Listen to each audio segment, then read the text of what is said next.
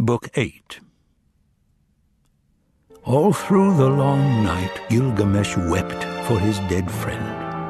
At the first glow of dawn, he cried out, "Enkidu, dearest brother, you came to Uruk from the wilderness. Your mother was a gazelle, your father a wild ass. You were raised on the milk of antelope and deer, and the wandering herds taught you where the best pastures were. May the paths that led you to the cedar forest mourn you constantly, day and night. May the elders of great-walled Uruk mourn you, who gave us their blessing when we departed. May the hills mourn you and the mountains we climbed. May the pastures mourn you as their own son. May the forest we slashed in our fury mourn you. May the bear mourn you, the hyena, the panther, the leopard, deer, jackal, lion, wild bull, gazelle. May the rivers Ulaya and Euphrates mourn you, whose sacred waters we offered to the gods. May the young men of great-walled Uruk mourn you, who cheered when we slaughtered the bull of heaven. May the farmer mourn you, who praised you to the skies in his harvest song. May the shepherd mourn you, who brought you milk.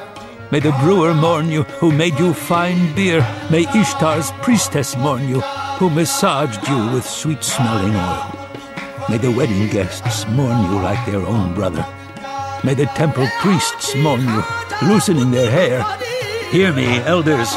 Hear me, young men. My beloved friend is dead. He is dead. My beloved brother is dead.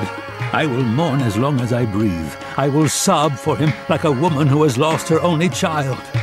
Oh, Enkidu, you were the axe at my side, in which my arm trusted, the knife in my sheath, the shield I carried, my glorious robe, the wide belt around my loins, and now a harsh fate has torn you from me forever.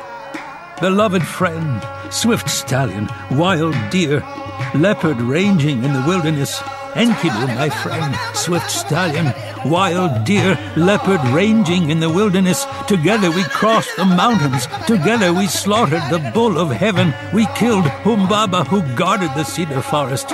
Oh, Enkidu, what is this sleep that has seized you, that has darkened your face and stopped your breath? But Enkidu did not answer. Gilgamesh touched his heart, but it did not beat. Then he veiled Enkidu's face like a bride's. Like an eagle, Gilgamesh circled around him. He paced in front of him back and forth like a lioness whose cubs are trapped in a pit. He tore out clumps of his hair, tore off his magnificent robes as though they were cursed. At the first glow of dawn, Gilgamesh sent out a proclamation. Blacksmiths, goldsmiths, workers in silver, metal, and gems, create a statue of Enkidu, my friend. Make it more splendid than any statue that has ever been made. Cover his beard with lapis lazuli, his chest with gold. Let obsidian and all other beautiful stones, 1,000 jewels of every color, be piled along with the silver and gold and sent on a barge down the Euphrates to great-walled Uruk for Enkidu's statue.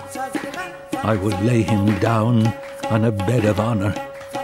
I will put him on a royal bier. On my left, I will place his statue in the seat of repose. The princes of the earth will kiss its feet. The people of Uruk will mourn him, and when he is gone, I will roam the wilderness with matted hair in a lion's skin. After he sent out the proclamation, he went to the treasury, unlocked the door, and surveyed his riches. Then he brought out priceless, jewel-studded weapons and tools, with inlaid handles of ivory and gold. And he heaped them up for Enkidu, his friend, as an offering to the gods of the underworld. He gathered fattened oxen and sheep. He butchered them, and he piled them high for Enkidu, his beloved friend. He closed his eyes. In his mind he formed an image of the infernal river. Then he opened the palace gate, brought out an offering table of precious yew wood, filled a carnelian bowl with honey, filled a lapis lazuli bowl with butter, and when the offerings were ready, he spread out each one in front of Shamash. To the great queen Ishtar his offering was a polished javelin of pure cedar. Let Ishtar accept this. Let her welcome my friend, and walk at his side in the underworld, so that Enkidu may not be sick at heart. To Sin, the god of the moon, he offered a knife with a curved obsidian blade. Let Sin accept this.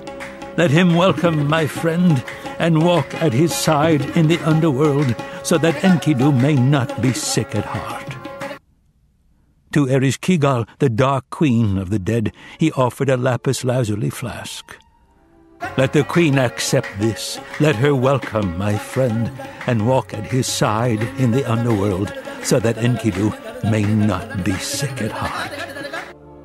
To Tammuz, the shepherd beloved by Ishtar, his offering was a carnelian flute. To Namtar, vizier of the dark gods, a lapis lazuli chair and scepter. To Hushbishag, handmaid of the dark gods, a golden necklace. To Kasatabat, the infernal sweeper, a silver bracelet. To the housekeeper, Ninshuluha, a mirror of alabaster, on the back of which was a picture of the cedar forest inlaid with rubies and lapis lazuli.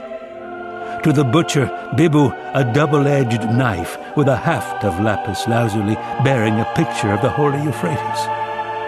When all the offerings were set out, he prayed, "Let the gods accept these. Let them welcome my friend, and walk at his side in the underworld, so that Enkidu may not be sick at heart."